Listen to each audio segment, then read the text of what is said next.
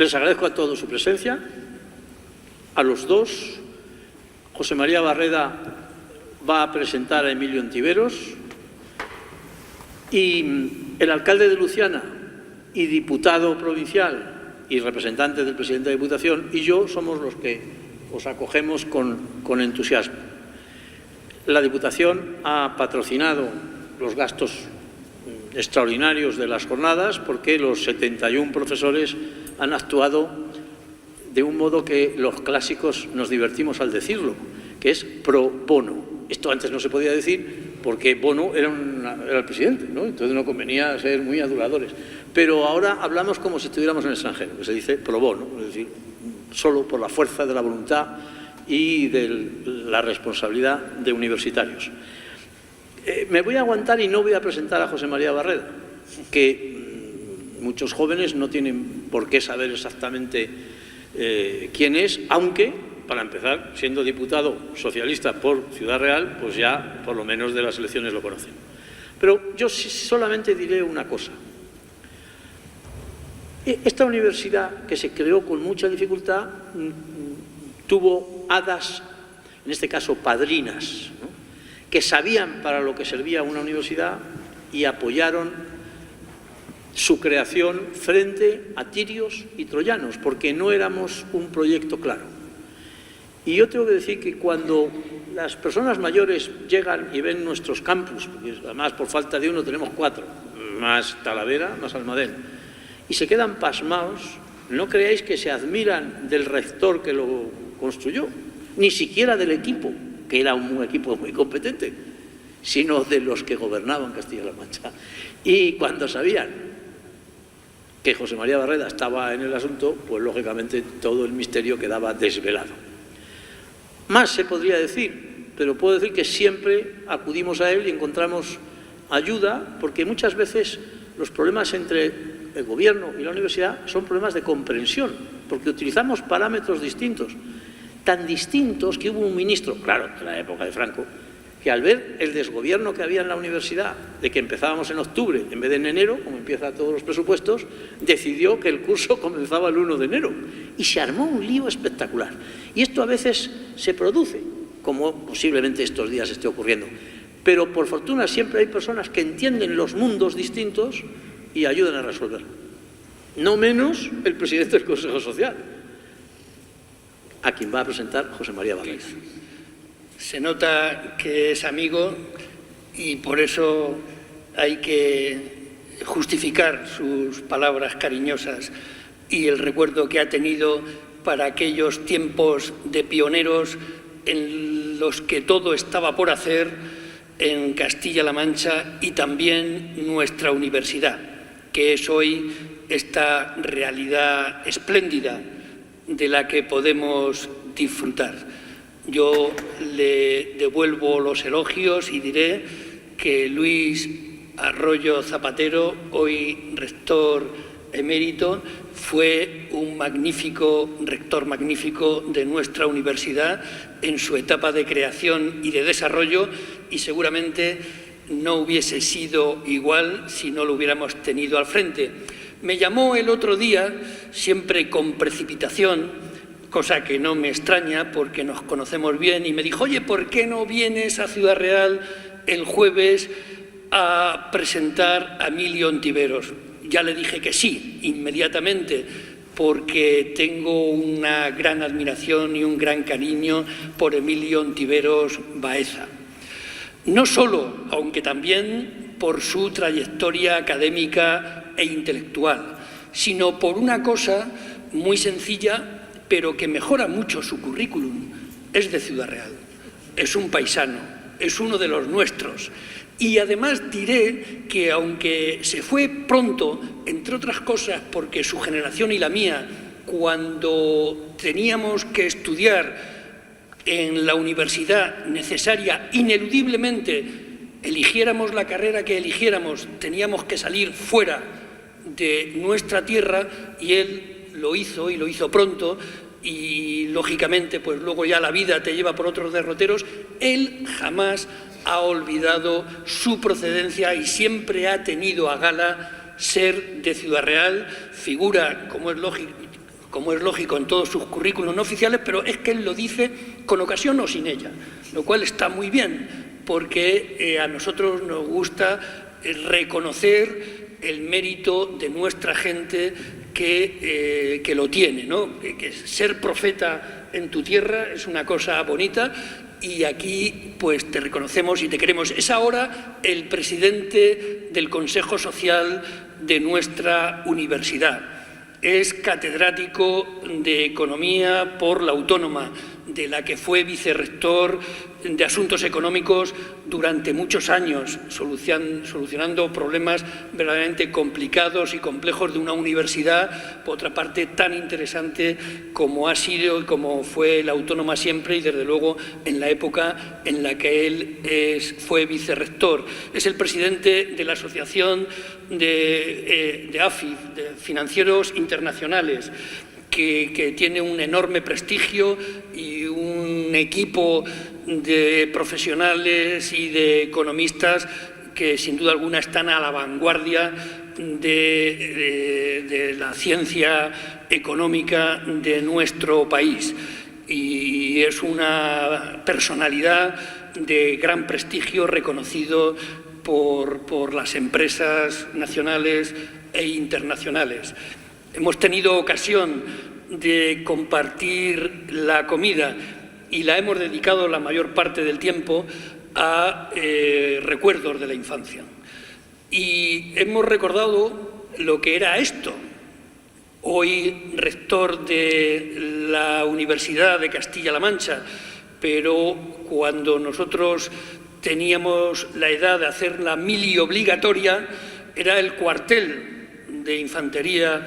Y aquí muchos jóvenes seguramente se aburrieron mucho durante muchos meses, por decirlo de la manera más eufemística que recuerdo. Pero antes de ser cuartel fue la Casa de la Misericordia, fundada por el cardenal Lorenzana en el siglo XVIII, y eso nos remite directamente a la pobreza y a la idea que tenían los ilustrados de qué hacer con los pobres y de distinguir lo que ellos llamaban pobres auténticos de los pobres falsos, a los que calificaban de vagos y maleantes.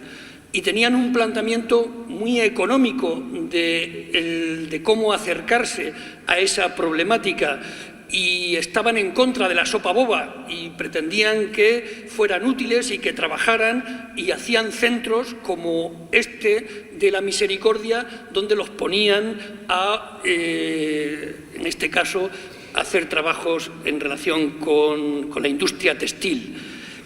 Bueno, yo no voy a hablar de la pobreza, es él el que nos va a ilustrar. Mi misión es presentarle, pero solamente quiero finalizar con una frase para ver si sirve un poco de provocación, ¿no? Y es que yo soy de los que piensa que la lucha contra la pobreza debe ser un objetivo fundamental, prioritario de toda política económica. A lo largo de la historia, ya algunos de ustedes saben, algunos de vosotros sabéis que, aunque estoy en política, soy historiador. A lo largo de la historia moderna y contemporánea se ha tratado la pobreza de muy diversa manera, hasta llegar a que el Estado, a partir de Bismarck, por fijar una fecha así más sobresaliente, y también de la encíclica Rerum Novarum, reconocer que es el propio Estado quien tiene que dar respuesta a esos problemas y considerar que la lucha contra la pobreza tiene que ver con los derechos fundamentales de las personas. Pero, en fin, yo no me atrevo a hablar de esta cuestión estando aquí Emilio, a quien le doy la palabra y le agradezco enormemente que esté clausurando este ciclo. Y antes de que tome efectivamente la palabra, permitidme que felicite a Luis Arroyo y en él y también a la Diputación, que lo ha financiado, y con Luis a todas las personas que han colaborado en la celebración de este ciclo, que ha movilizado a muchas personas y a muchos ponentes y que ha sido muy intenso durante mucho tiempo, por el acierto de su celebración y por el éxito de la misma. De manera que enhorabuena, Luis, a ti y a tus colaboradores, y gracias, Emilio, por estar aquí en tu tierra con nosotros. Tienes la palabra.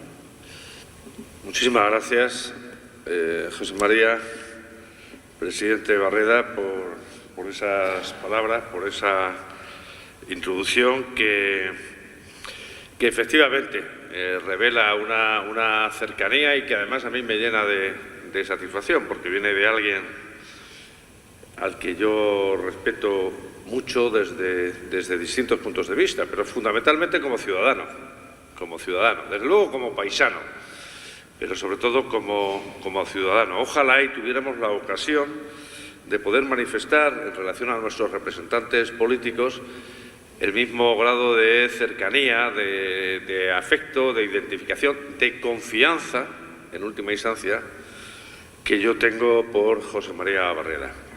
Muchísimas gracias, rector Arroyo, por darme la oportunidad de venir otra vez a Ciudad Real, pero sobre todo de poder compartir con vosotros y con ponentes tan respetables algunas consideraciones en torno a un asunto ciertamente importante, ¿no?, como es el de la pobreza, ¿no? Muchísimas gracias también al alcalde de Luciana, ¿no?, por ese apoyo que ha prestado en su calidad de diputado al sostenimiento de estas jornadas.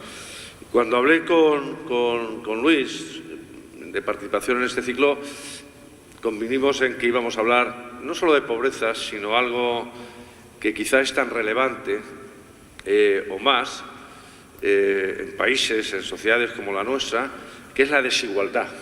Entre otras cosas porque existe una asociación estrechísima, una correlación muy marcada entre desigualdad en la distribución de la renta, de la distribución de la riqueza y pobreza, pero que vinculáramos la existencia de ambas, de pobreza y desigualdad, a la estabilidad económica. La tesis, si queréis, de entrada, anticipo, es, desde una perspectiva estrictamente económica, la desigualdad no es rentable, no trae cuenta para la propia estabilidad del sistema económico, para la propia estabilidad del crecimiento económico. Las sociedades que son más desiguales garantizan en menor medida un crecimiento a medio y largo plazo menor. Por eso se podría decir que es una condición necesaria para que el propio sistema económico funcione acertadamente.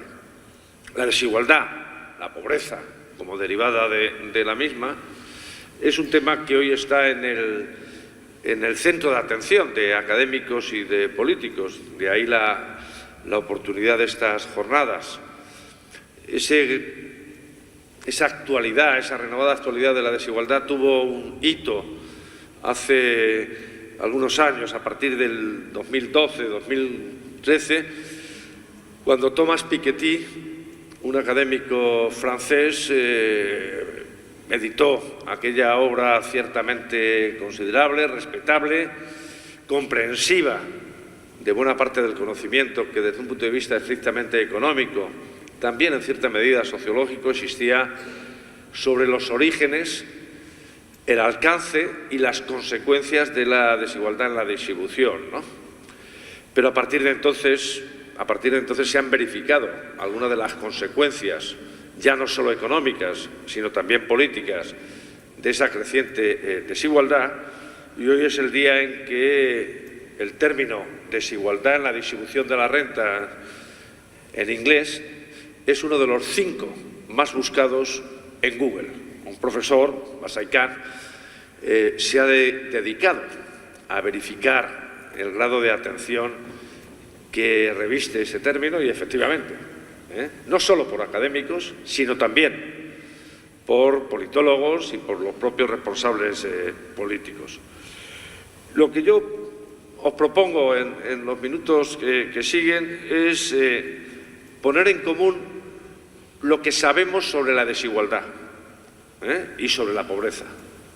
Es decir, lo que sabemos, entendiendo por ello la evidencia que existe, no tanto lo que yo creo, mis prejuicios o mis deseos, sino simplemente lo que la estadística pone de manifiesto, ¿no? Lo primero que debemos recordar, y estoy seguro de que a lo largo de estas jornadas se ha recordado, es lo que entendemos estadísticamente por pobreza y por desigualdad, ¿no? Una situación de pobreza es cuando efectivamente se dan condiciones que no permiten una satisfacción de las necesidades físicas, incluso psíquicas, suficientes.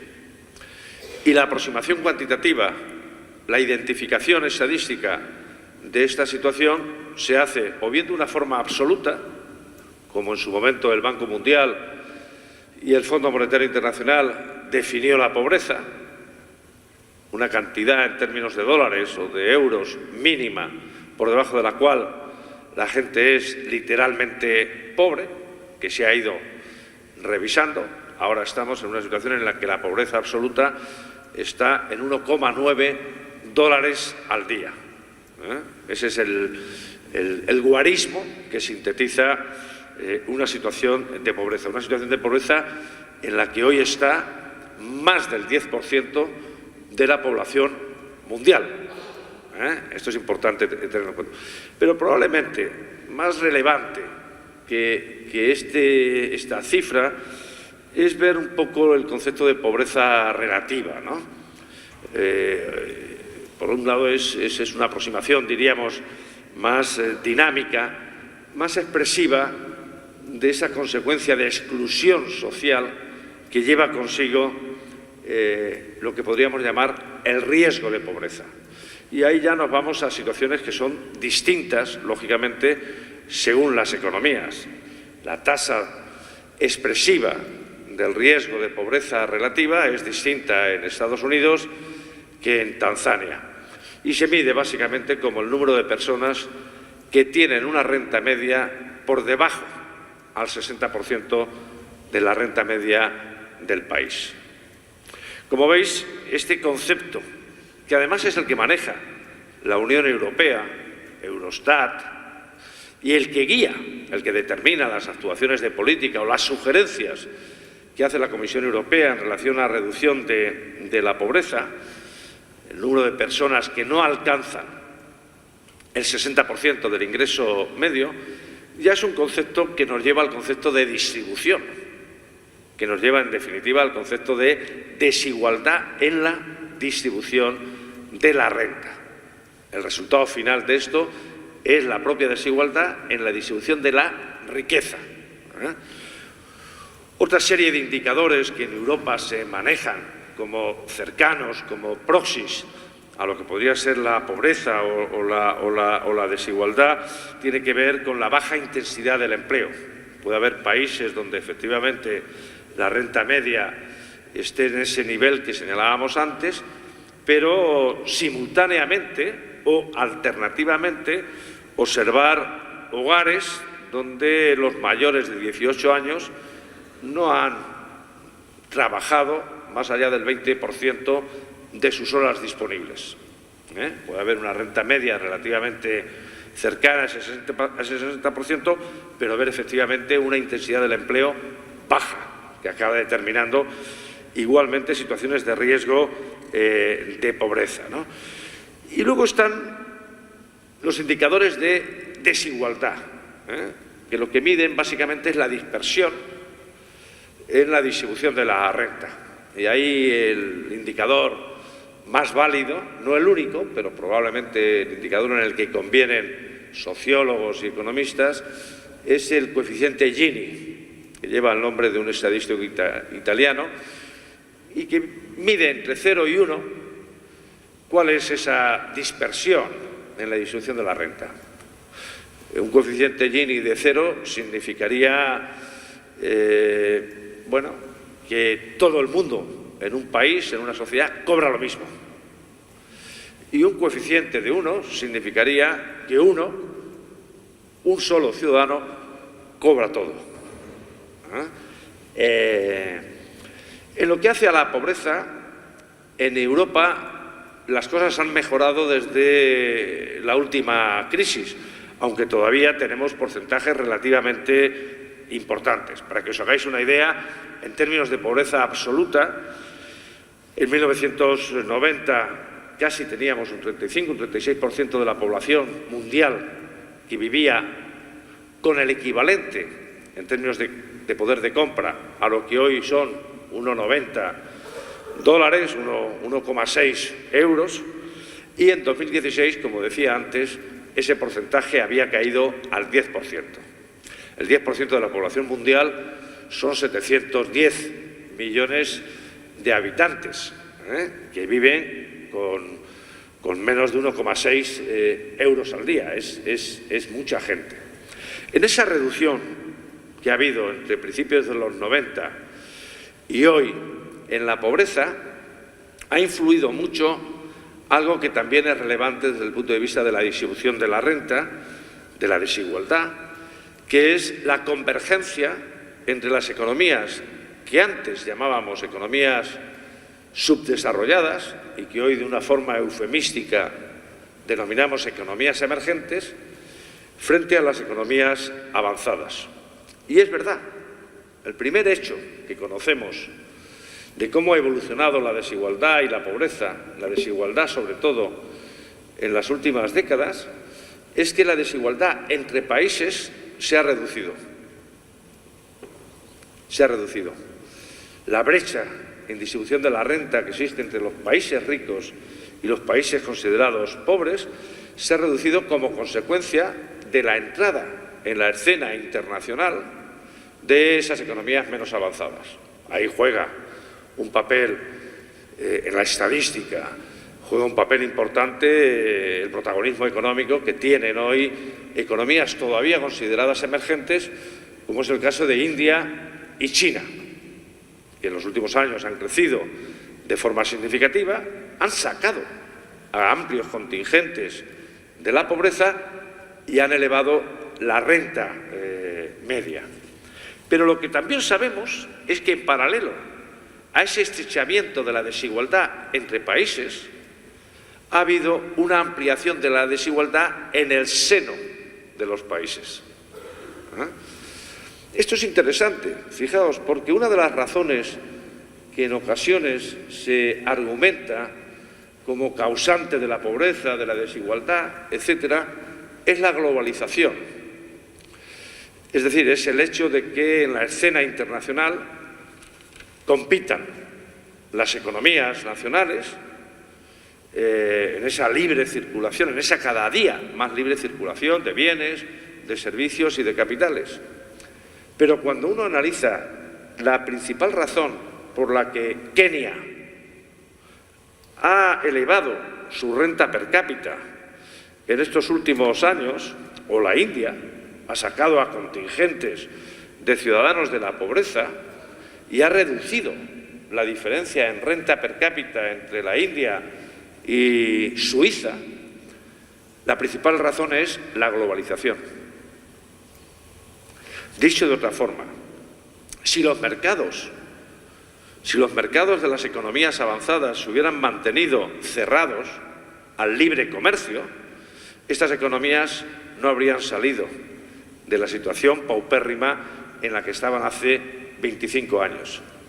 Sin embargo, cuando uno analiza una de las razones o algunas de las razones por las que en el seno de algunas economías, como las europeas, como la española, como la estadounidense, ¿por qué ha aumentado la desigualdad en la distribución de la renta?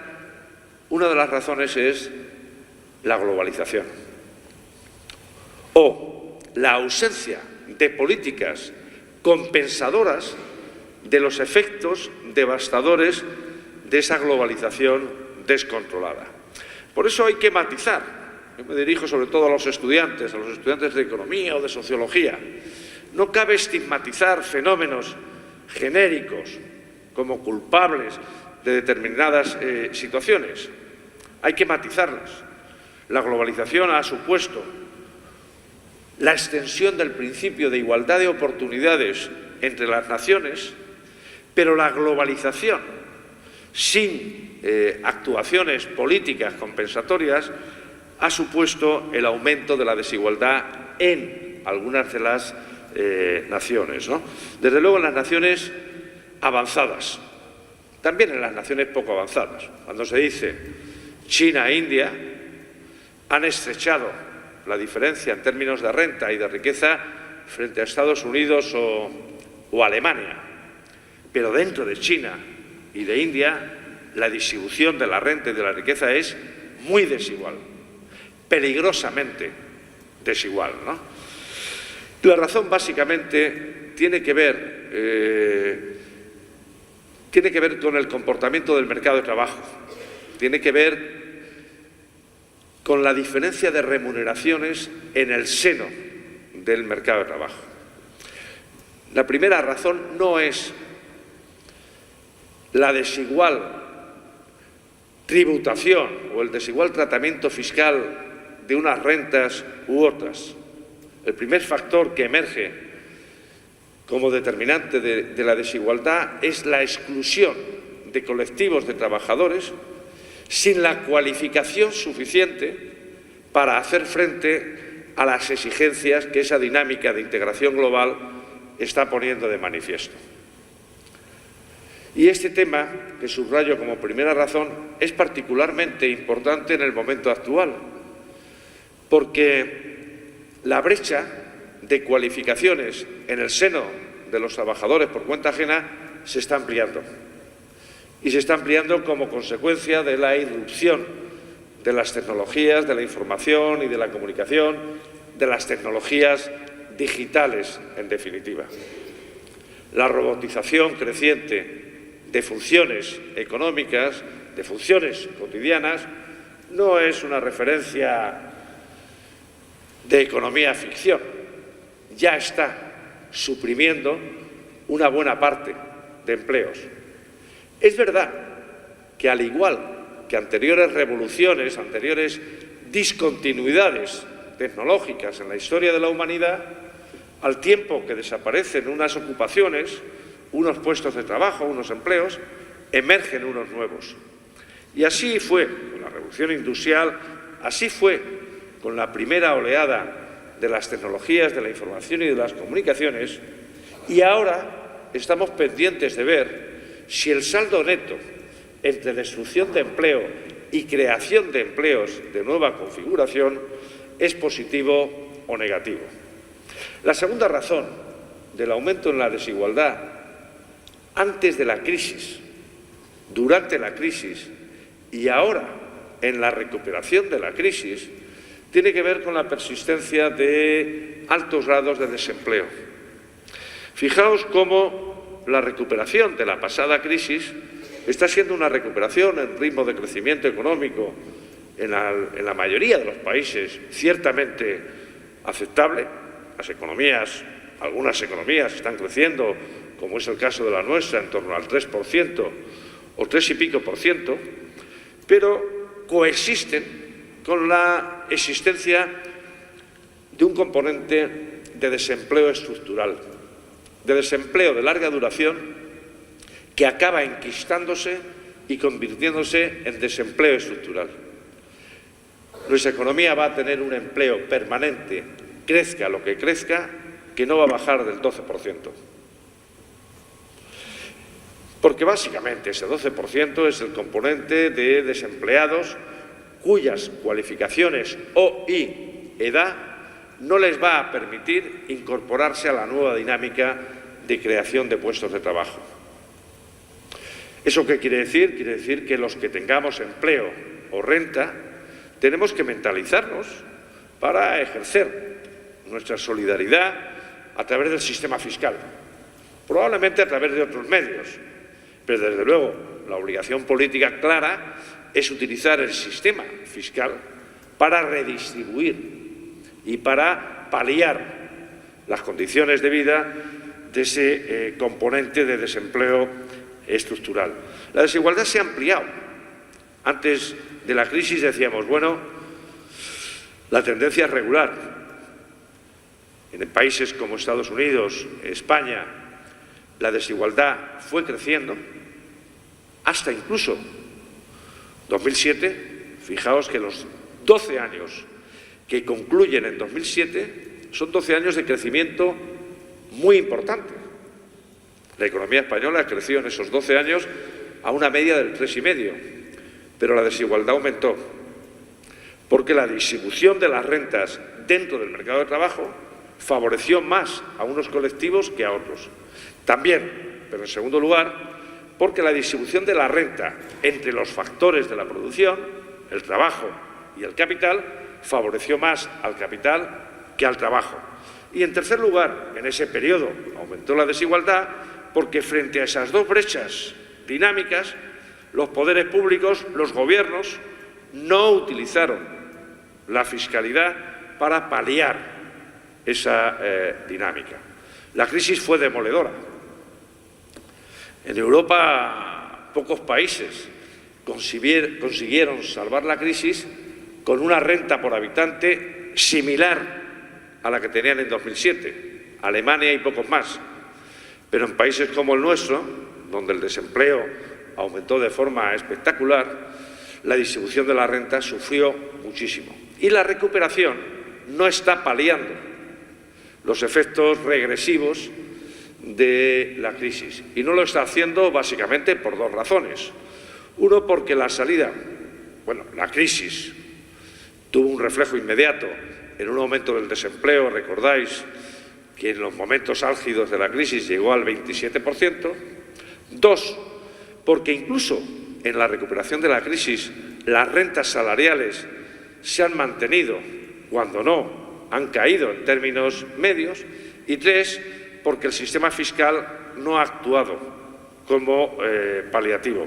Bueno, el resultado es prácticamente que la situación española es una situación algo peor en términos de distribución al promedio de la OPEP. El 10% de lo que podríamos considerar más potentados o más ricos tienen acceso a la mitad de las rentas, ¿no? Y el 1% al 18% de todas las rentas. Estos son promedios de la OCDE.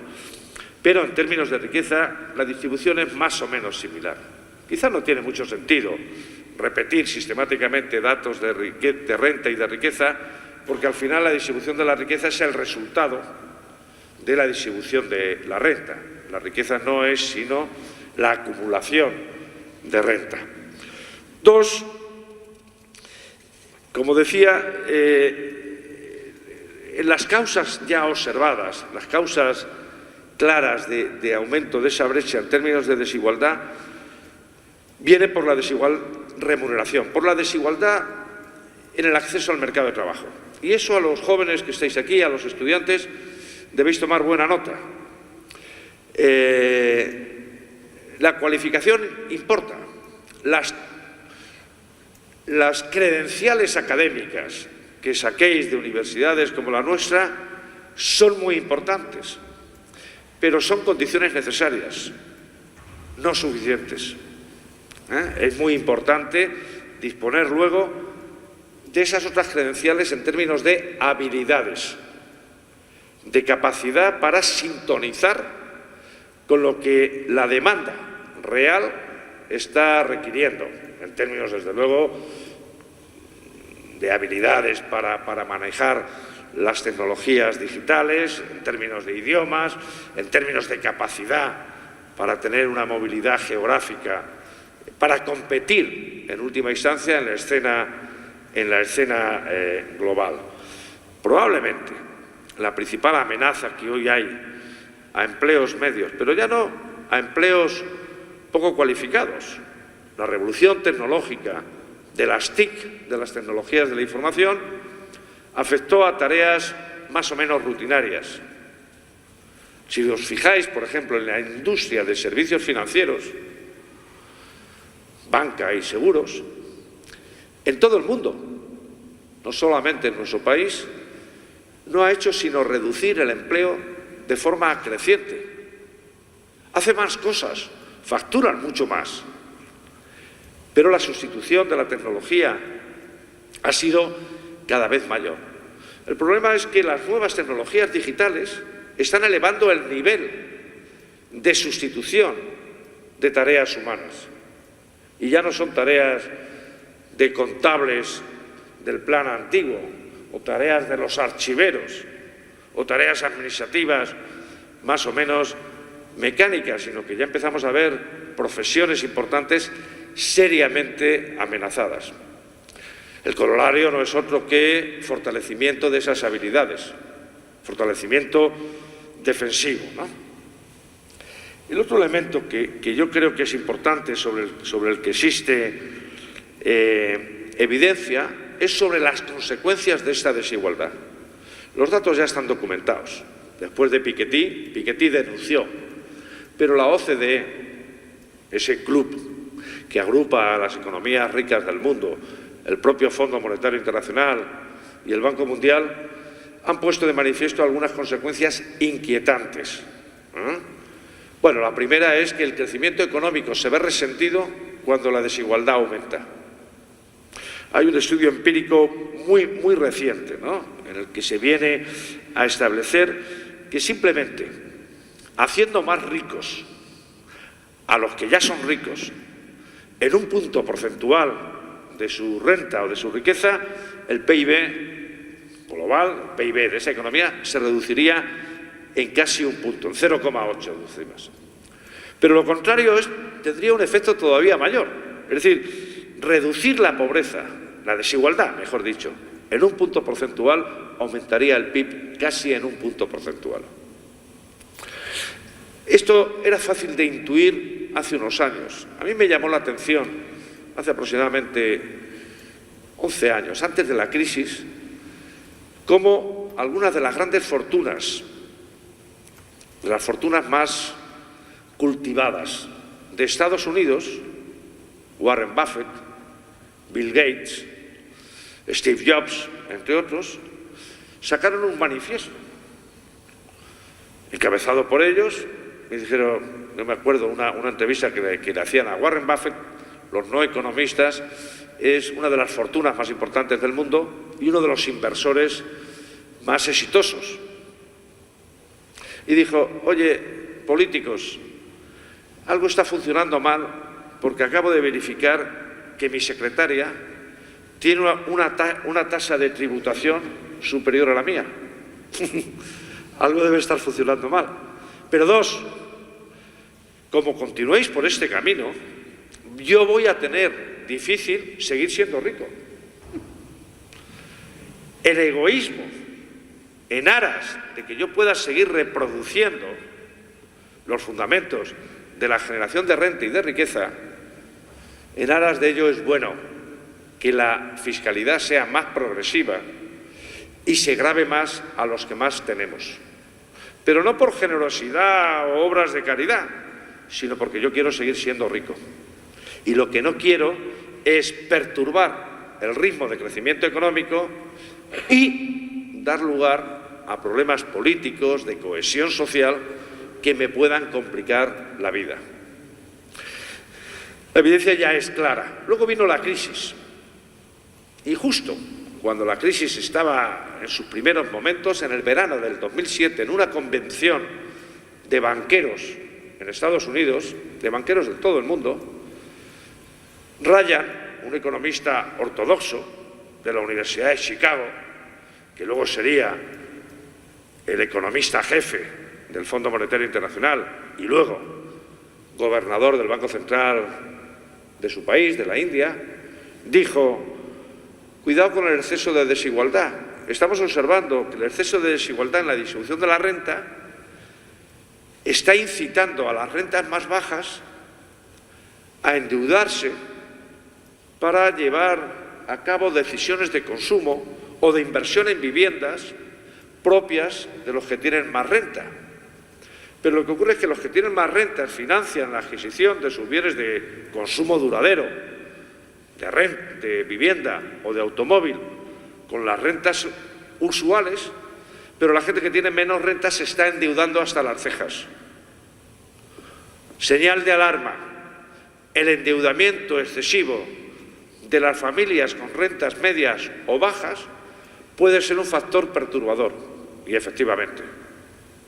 Vino la crisis de las hipotecas de alto riesgo, una crisis determinada básicamente por un sobreendeudamiento de rentas medias, de rentas bajas. Las consecuencias de la desigualdad se han puesto de manifiesto también en términos de flujos migratorios.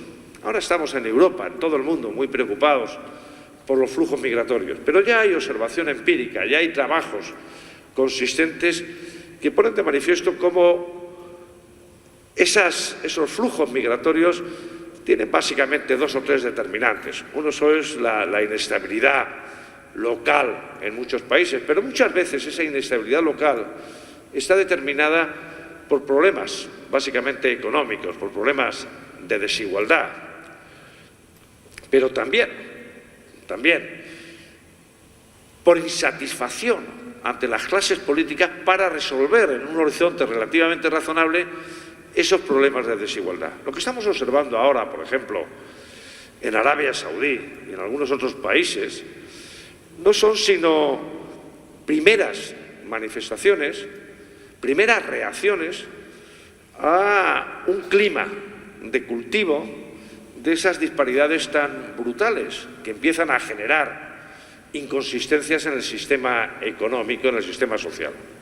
La desafección es clara. Esto es difícil ya cuestionarlo. No solo la desafección en relación a determinados proyectos de integración, la desafección genérica sobre la dinámica de globalización, sino la desafección hacia el propio sistema económico. Hay un contingente cada vez mayor de población que cree que el sistema económico basado en la economía de mercado, en definitiva, es incapaz de resolver esa dinámica imparable de aumento de la desigualdad. Y no es verdad. Pero es verdad que en algunos países no se dan o no se han debido dar respuestas, desde luego tampoco explicaciones, y hay gente que empieza a tener grados de incomodidad como los que abonaron tensiones sociales, movimientos políticos, revoluciones del siglo pasado. ¿Cuál es la situación en España? Como decíamos antes, la situación en España en términos de desigualdad es mala. Es mala. Entre 0 y 1 estamos en el 0,35. Eso quiere decir que tenemos una desigualdad en la distribución de la renta más adversa, más desigual, valga la redundancia, que en la mayor parte de las economías europeas. Sobre todo de la eurozona. Cuando nos comparamos, desde luego, con las nórdicas, los resultados son manifiestamente adversos. Esta comparación es relevante. Es relevante porque las economías del norte de Europa, primero, son economías europeas. 2, son economías basadas en el funcionamiento de los mercados. Por lo tanto, no cabe. 3, cuidado, son economías altamente integradas internacionalmente, es decir, partícipes en la dinámica de globalización. Por lo tanto, son observaciones empíricas, casos prácticos, que desmontan generalizaciones del tema es imposible en una economía de mercado, es imposible en una economía altamente integrada internacionalmente conseguir niveles de bienestar, niveles de convergencia en la distribución de la renta suficientes. No, es posible. Suecia, Dinamarca, Finlandia tienen niveles de distribución de la renta muchísimo mejores que el promedio europeo, muchísimo mejores que el nuestro. Nosotros, como decía antes del 2007 ampliamos la distribución desigual, pero durante la crisis ha sido particularmente grave.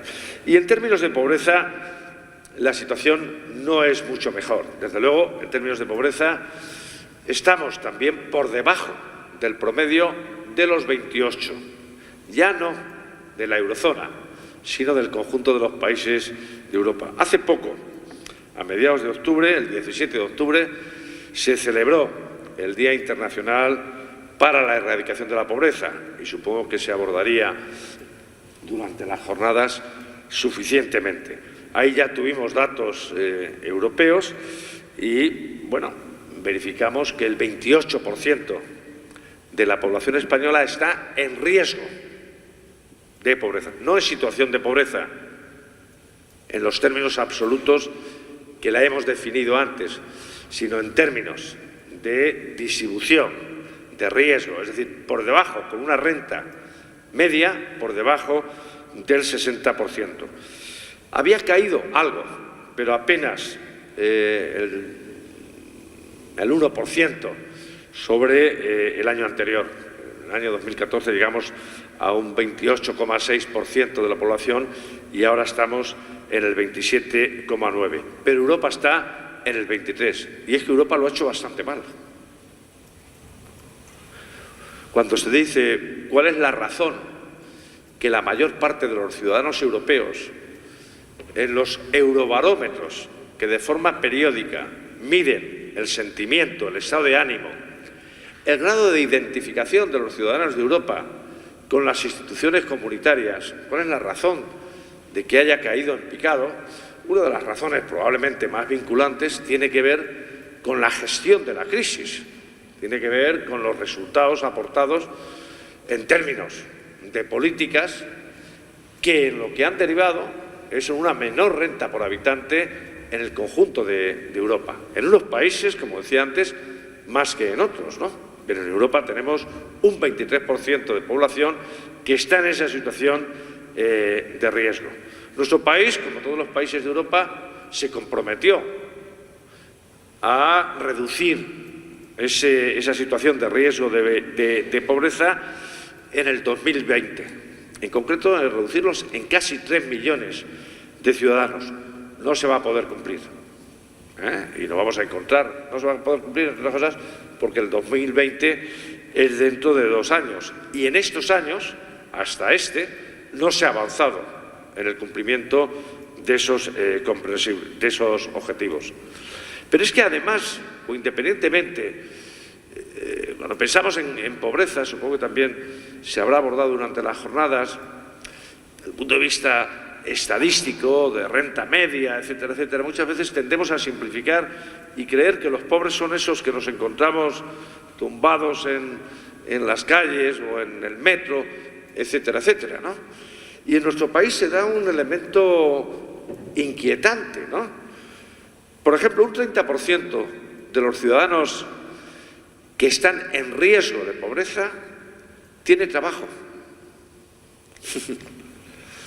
Y esto es interesante, ¿no? Esto es inquietante.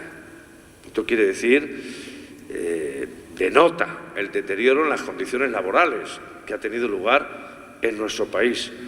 Pero un 15% de los que están en situación de riesgo de pobreza tienen estudios superiores.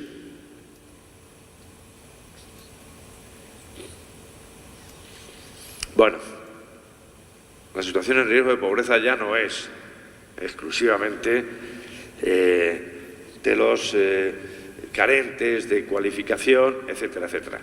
Hay otra serie de indicadores interesantes desde el punto de vista ya sociológico, desde el punto de vista también de la estabilidad económica a medio plazo. Por ejemplo, todos los hogares de familias monoparentales, en todos esos hogares, el umbral de cercanía al riesgo de pobreza son 30 puntos más elevados que en los hogares no monoparentales, ¿no? Desde luego, cuando lo que vemos es población extranjera, la situación todavía es más inquietante. Pero además es inquietante si la población extranjera es no comunitaria. La población extranjera en nuestro país no comunitaria tiene un indicador de cercanía a la pobreza, de riesgo de pobreza, un 32% más elevada que el resto. Y es inquietante también, son inquietantes también los datos por comunidades autónomas. Hemos hablado de distribución personal de la renta. Primero, hemos hablado de distribución internacional de la renta. Hemos hablado de distribución personal de la renta, pero de distribución regional de la renta. Y esto es particularmente oportuno en un país que todavía está discutiendo problemas de fragmentación territorial, regateando solidaridad dentro de las regiones. Es muy difícil conseguir aumentos en la convergencia real. Cuando los economistas hablan de convergencia real, hablan de convergencia en renta per cápita. Si la solidaridad, es decir, si la redistribución a través del presupuesto no aumenta de forma significativa.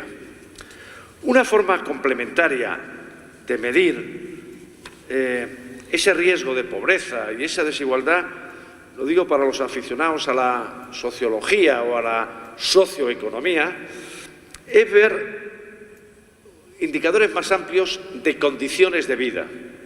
La OCDE acaba de sacar un estudio sobre condiciones de vida, así se llama. Acaba de sacar hace apenas 2 semanas. El punto de partida de la OCDE es, oiga, los indicadores convencionales que manejan los estadísticos, sobre todo los economistas, son insuficientes. El PIB dividido por el número de habitantes de una región o de un país, bueno, puede ayudar a explicar, puede explicar tendencialmente, históricamente, qué es lo que está ocurriendo, pero nos podemos llamar a engaño y pueden escaparse elementos que no captan las estadísticas convencionales, pero que pueden ser ciertamente expresivos de esas condiciones de vidas, ¿no? Y lo que se pone de manifiesto es, uno, que efectivamente ha habido un deterioro en esas condiciones de vida en indicadores que tienen que ver, por ejemplo, como la seguridad o inseguridad en el trabajo, los estados de ánimo de la gente, y que no caen dentro de los indicadores de renta per cápita o de PIB per cápita, que tiene que ver, por ejemplo, con la facilidad o no facilidad para el acceso a la vivienda. Acceso no quiere decir propiedad, sino simplemente acceso a la vivienda, que tiene que ver con el indicador que hemos manejado antes de desempleo a largo plazo, que tiene que ver, en definitiva, con el sentimiento de satisfacción, de estar uno contento, de estar uno satisfecho, y con la percepción de apoyo social o no. Me ha llamado mucho la atención, ¿no? que la combinación de estos dos indicadores, ¿no? Gente que se encuentra a gusto, que diríamos antiguamente, gente que estoy satisfecho, y gente que encuentra un apoyo, ya sea más o menos intangible, pero que siente que está respaldado, ya sea de forma inmediata en su provincia, en su pueblo, en su comunidad, en su país. En los países ricos, en el conjunto de la OCDE, es el 25% de los que no se encuentran ese tipo de amparo.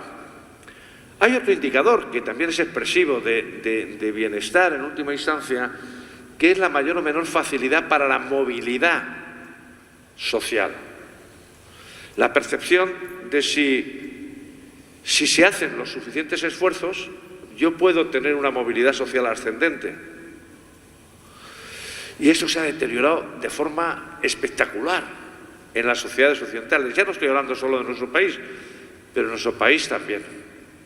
Yo recuerdo, en la época a la que hacía referencia antes el presidente Barreda, sí, íbamos a la universidad y uno tenía casi la seguridad o el convencimiento, o era posible tener el convencimiento de que si trabajaba encontraba compensación, encontraba posibilidades de esa movilidad ascendente. No hacía falta recurrir a la imagen esta periodística, a la imagen cinematográfica americana del vendedor de periódicos, que podía llegar a ser el gran magnate de los medios de comunicación o de la General Motors, ¿eh?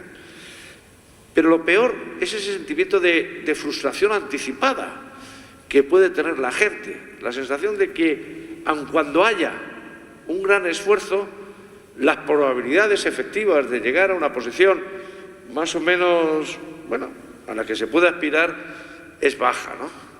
Porque esto efectivamente lo que acaba generando, volvemos, son sentimientos de insatisfacción, sentimientos de no identificación política ni económica con el propio sistema.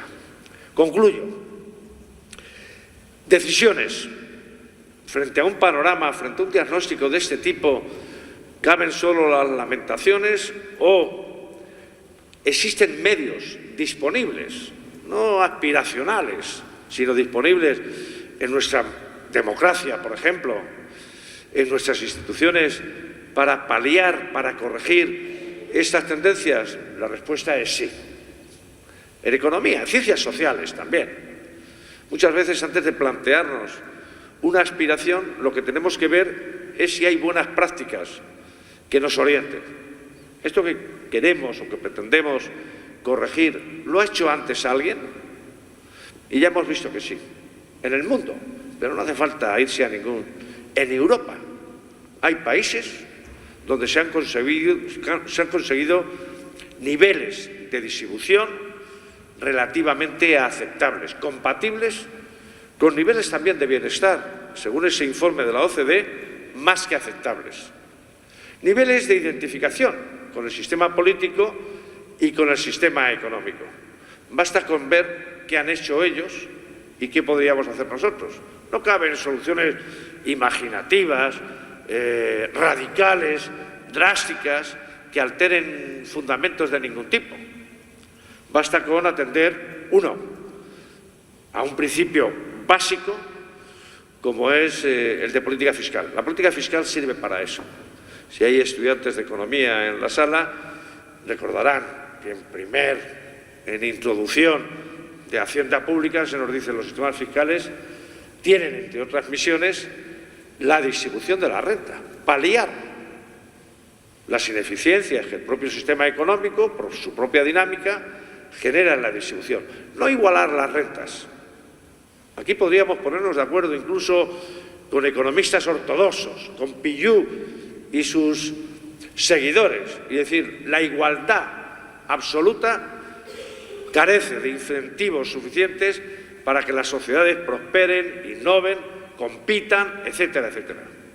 El igualitarismo a ultranza puede no ser aconsejable, desde luego no aconsejable garantizado desde el Estado.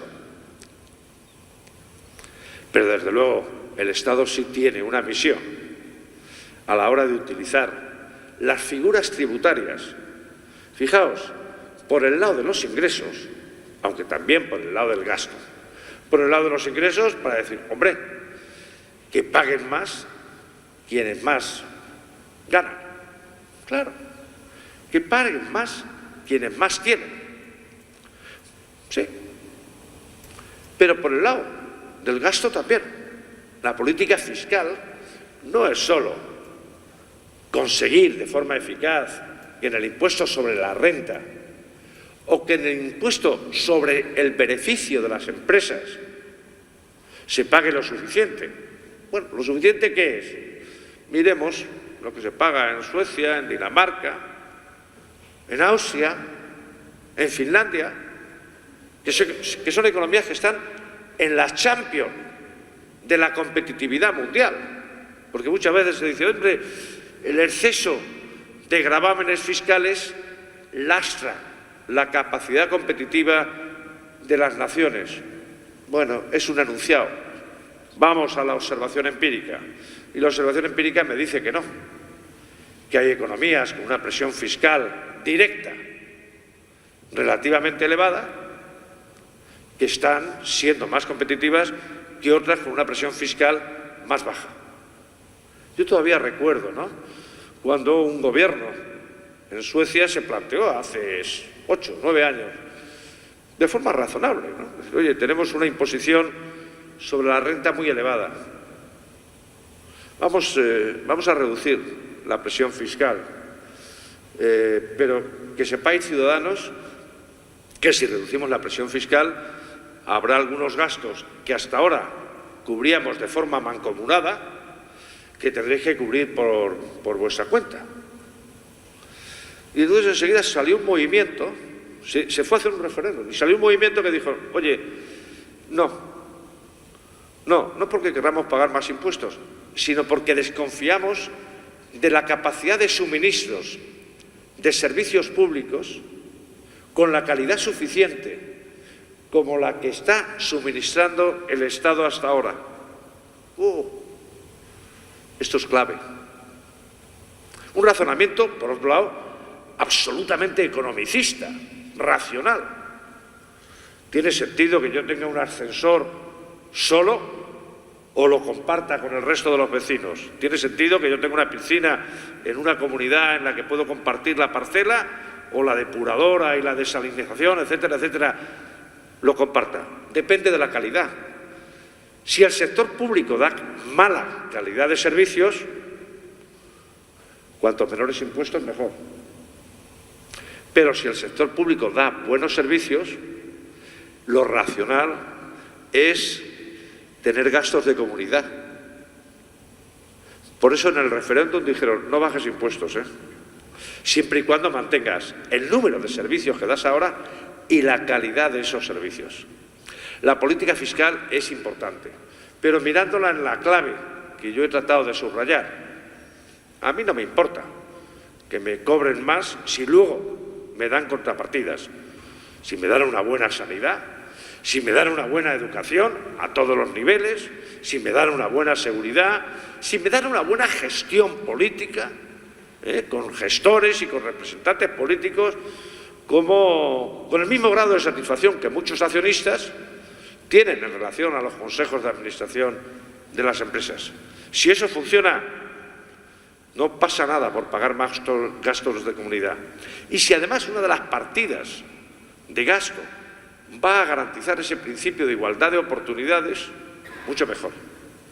En este punto, supongo que habrá salido durante las jornadas, políticos, economistas, distinguen entre políticas de predistribución y de distribución.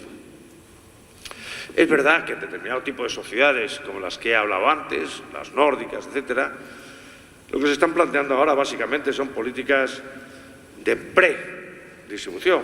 Garanticemos una educación buena para que la gente tenga igualdad de oportunidades mañana, a la hora de acceder al mercado de trabajo, para que el mercado de trabajo no excluya a los pocos cualificados. Pero cuando la situación es tan grave como la actual, hay que llevar a cabo políticas de distribución. Y en ese sentido cobra sentido, políticas de distribución contemporáneas. Y en ese sentido cobra cierta virtualidad las propuestas de rentas mínimas. La renta mínima ha sido implantada en Finlandia, que es probablemente uno de los países que menos la necesita. Yo creo que el Congreso de los Diputados está pensando en rentas. Yo creo que hay que pensar en una renta mínima, en una renta de garantía. Se habla mucho de renta mínima universal. Yo no tengo claro que tenga que ser universal.